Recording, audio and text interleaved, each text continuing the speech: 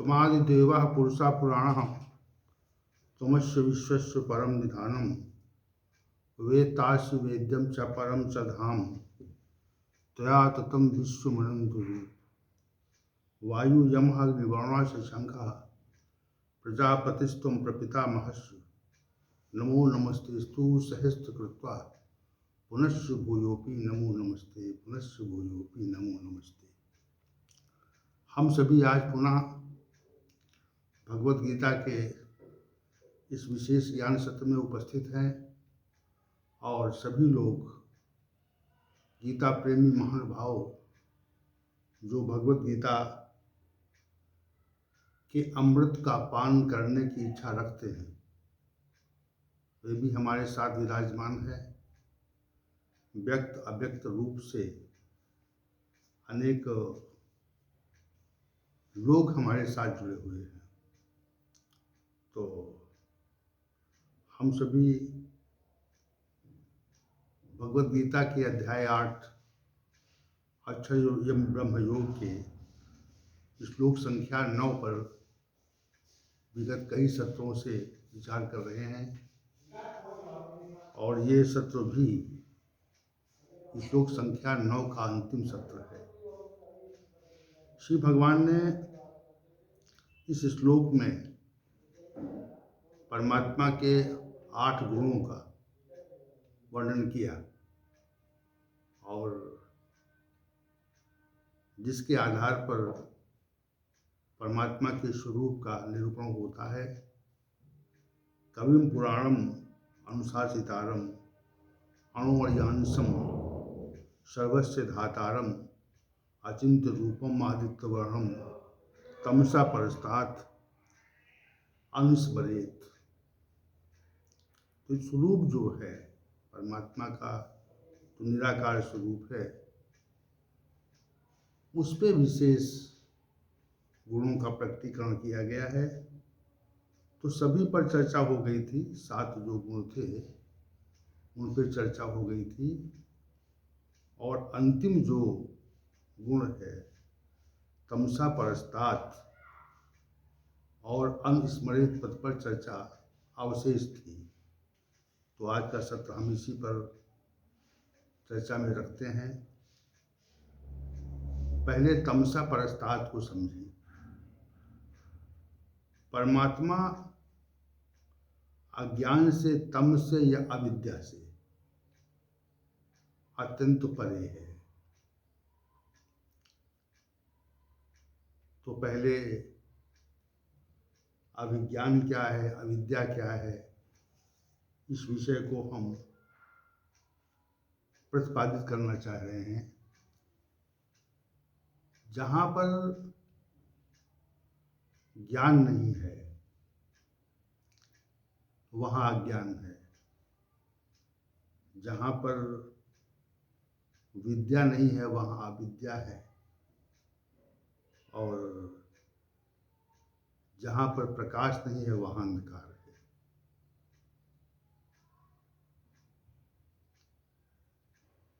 लेकिन अविद्या का, अज्ञान का और अंधकार का भी अस्तित्व प्रतीत होता है। हमको दिखाई पड़ता है कि अंधकार है ये और ये प्रकाश है, ये अविद्या है और ये विद्या है, ये ज्ञान है और ये अज्ञान है। तो इनका पृथक पृथक जो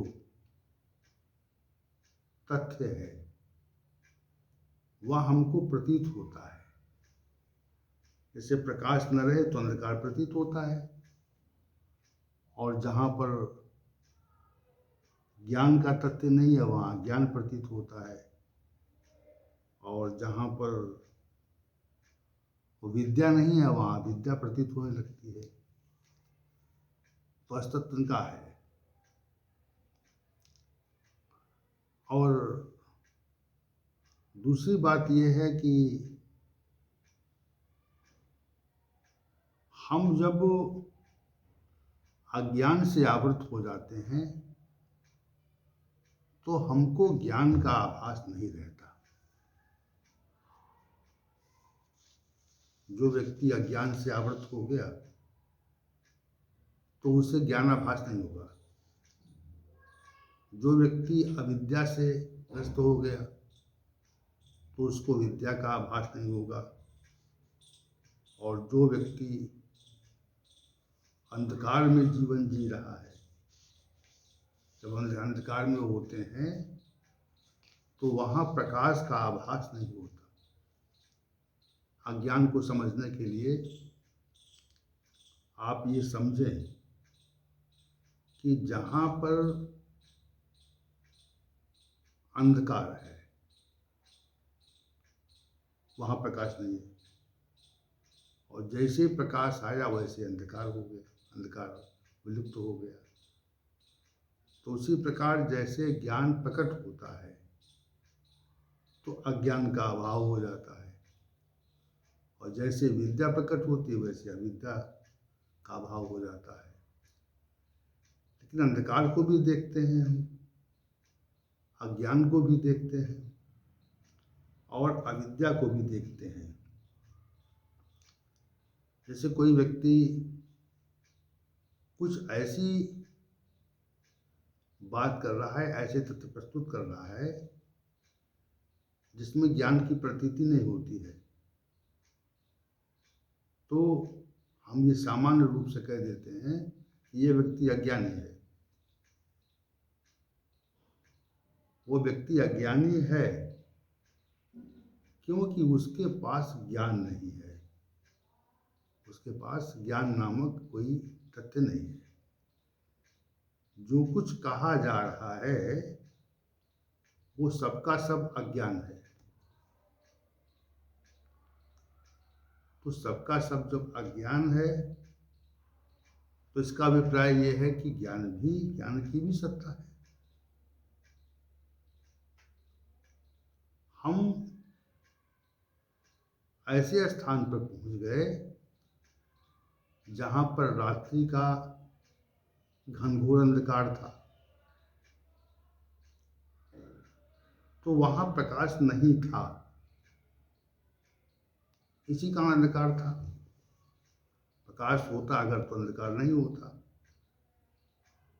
तो ये बात भी स्पष्ट होती है। तो दोनों की सत्ता जगत में है, अंधकार की भी सत्ता, अविद्या की भी सत्ता और अज्ञान की भी सत्ता हमको भासित होती है, परंतु तब तक है जब तक प्रकाश नहीं है, विद्या नहीं है और ज्ञान नहीं है, तब तक हमको इन तीनों की पृथक पृथक सत्ता प्रतीत होती है। और जैसे ज्ञान हमें प्राप्त हो जाता है, हमें प्रकाश प्राप्त हो जाता है, हमें विद्या प्राप्त हो जाती है, वैसे ही तीनों की सत्ता विलुप्त हो जाती है। तो इसका मतलब कि अंधकार जो है वो विलुप्त होने वाली सत्ता है, उसका स्थायी अस्तित्व नहीं है, उसका जो है स्थायी अस्तित्व नहीं है। स्थायी अस्तित्व किसका है? प्रकाश का है। प्रकाश है। उसी प्रकार किसी व्यक्ति में कोई अज्ञान है तो अज्ञान प्रतीत नहीं हो रहा है, क्योंकि अज्ञान प्रतीत तब नहीं हो रहा है जब उसके पास ज्ञान आ गया, और अविद्या तब प्रतीत नहीं होती जब उसके पास विद्या आ गई। तो यहाँ पर जो श्री भगवान ने कहा कि परमात्मा जो है वो तमसा परस्तात्, वो अज्ञान और अविद्या से परे है, उसमें अविद्या और अज्ञान नहीं है, और वो सच्चित आनंद का पर्याय है। तो अविद्या से परे है, मतलब वहाँ अगर उसकी प्रतीति हो जाए आपको, ये गुण उसका है कि अज्ञान उसमें नहीं है, तो इसका अभिप्राय ये अज्ञान से परे है, तो इसका अभिप्राय यह है कि वो ज्ञान स्वरूप है। तो हमको जब ज्ञान की प्रतीति करनी होती है तो हम परमात्मा के स्वरूप को यदि हम जान लें तो हमको सहज भाव से ज्ञान की प्रतीति हो जाएगी और अंधकार अज्ञान नष्ट हो जाएगा। समझिए, हमको अगर ज्ञानाभास करना है तो हम परमात्मा के ज्ञान स्वरूप को जान लें और ये जान लें कि परमात्मा ही ज्ञान का पर्याय है, स्वरूप है, वहाँ पर अज्ञान नहीं है। जैसे जहाँ पर सूर्य है वहाँ पर अंधकार नहीं है, क्योंकि स्वरूप क्योंकि सूर्य प्रकाश स्वरूप है। प्रकाश स्वरूप होने के कारण वो जो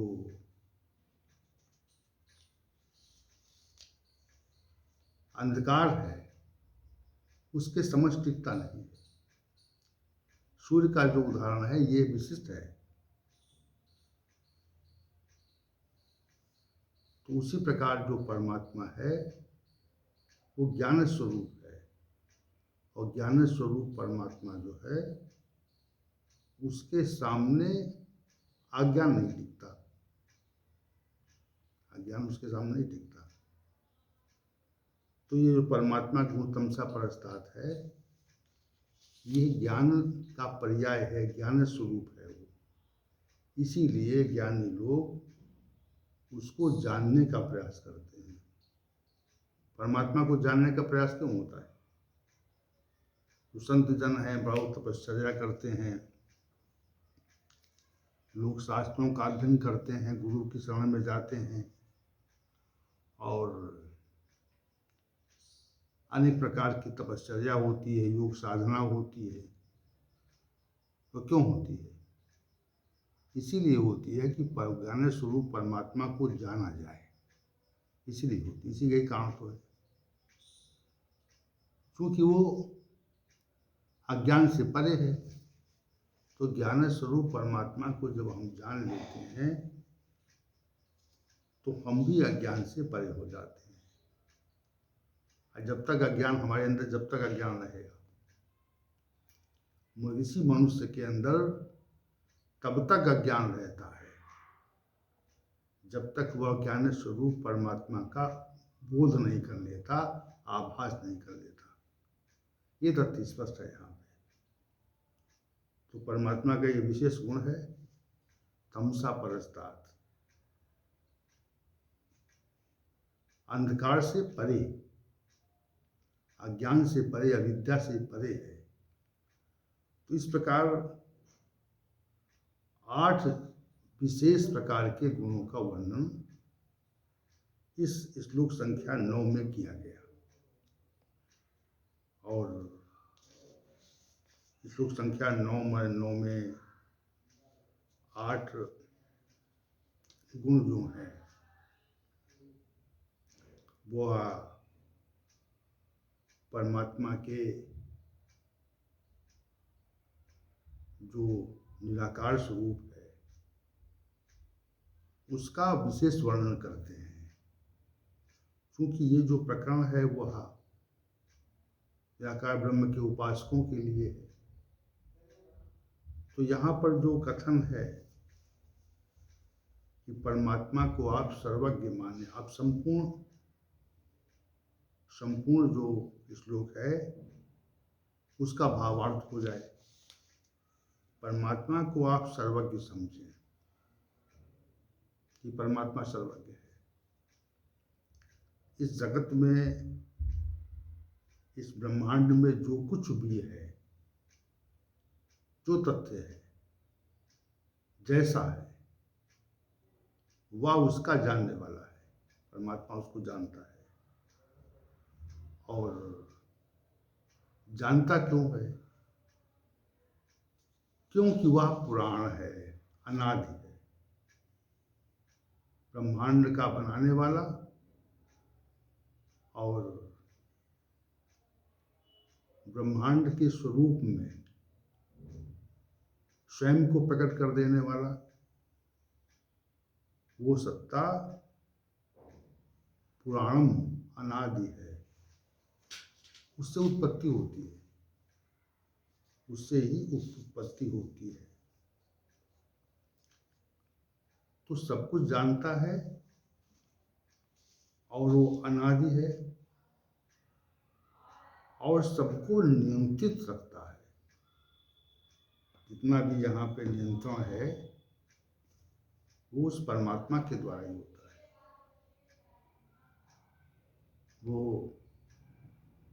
देवताओं को नियंत्रित रखता है।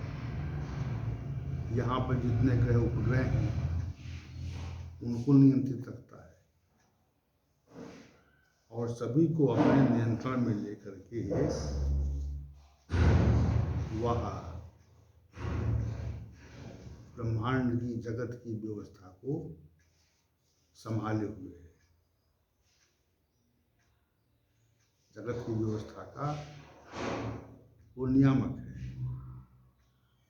सारी व्यवस्था, जितनी व्यवस्था है वो संभाले हुए है। और वो परमात्मा अणु या अज्ञान सब सूक्ष्म से भी सूक्ष्म है। हमें परमात्मा इसलिए प्रतीत नहीं होता, हम उसे इसीलिए जान नहीं पाते क्योंकि वह परमात्मा सूक्ष्म से भी सूक्ष्म है, सूक्ष्मतम है।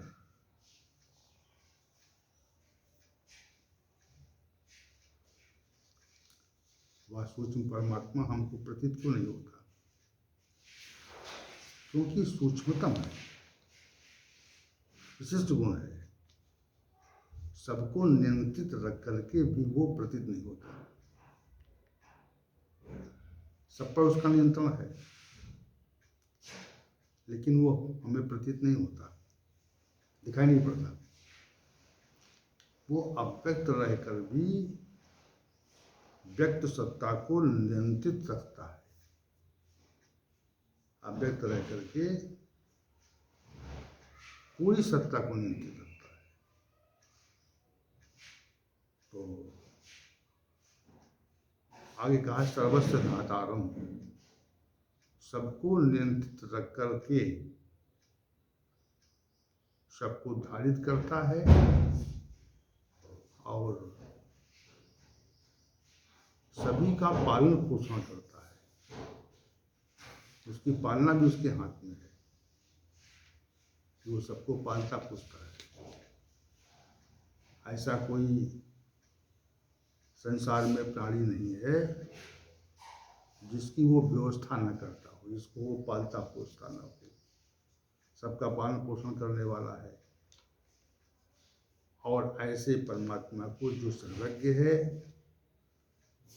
पुराण पुरातन है, सबको नियंत्रित करने वाला है, सूक्ष्म से भी सूक्ष्म है, सबका धारण पोषण करता है, ऐसे परमात्मा को हम चित्त के द्वारा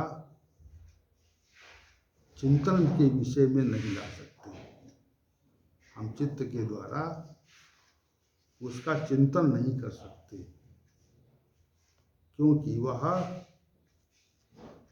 सूर्य के समान तेजस्वी है। क्योंकि वह सूर्य के समान तेजस्वी है और सूर्य के समान तेजस्वी होने के कारण वह अंधकार से परे है। सूर्य के समान तेजस्वी होगा तो ही तो अंधकार से परे होगा। तो ये जो गुण आपको प्रतीत हो रहे हैं, गुण जो आपको श्री भगवान के द्वारा जो परमात्मा के गुण कहे गए हैं, 8 गुण कहे गए हैं, तो उन 8 गुणों के तत्व को, 8 गुणों से आप परमात्मा के स्वरूप का निर्धारण करें। गुणों के आधार पर उस सगुण ब्रह्म की परिकल्पना करें आप। अगर गुण नहीं होंगे तो उस निर्गुण परमात्मा की परिकल्पना कैसे होगी? तो गुण दिखाकर होगी, गुण बताकर होगी कि ये एक गुण इसके अंदर है। जैसे किसी वस्तु की परिकल्पना हम कैसे करते हैं? गुणों के आधार पर करते हैं। किसी स्थिति की परिकल्पना हम कैसे करते हैं? गुणों के आधार पर करते हैं। किसी क्रिया की परिकल्पना हम कैसे करते हैं? गुणों के आधार पर करते हैं। उसी प्रकार परमात्मा की जो परिकल्पना है, जिस स्वरूप को आपको अपने चिंतन का विषय बनाना है, उसका स्मरण करना है, उस स्वरूप को, उनके गुणों को आप बार बार स्मरण करें, बार बार स्मरण करें। अनुस्मरेत, अनुस्मरेत पद से यही कहा गया। तो गुणों का चिंतन करो आप। और जब तक गुण नहीं होंगे तब तक आप क्या विचार करेंगे? तब तक आप क्या विचार करेंगे? कोई विचार आपके मन में नहीं है। और जब वो गुणों पर आप विचार कर लेंगे तो गुणों पर विचार करने पर आपको उसका स्वरूप प्रतीत होने लगेगा। जैसे हम कहें कि अमुक पशु जो है वो काले रंग का है, तो काले रंग के अतिरिक्त जो अन्य पशु हैं, अन्य रंगों के हैं, वो हमारी स्मरण शक्ति से बाहर हो जाएंगे। समझिए इस बात को आप। अमुक पशु काले रंग का है, तो काला रंग उसका गुण है, और काला रंग जब गुण है तो काले रंग वाले पशु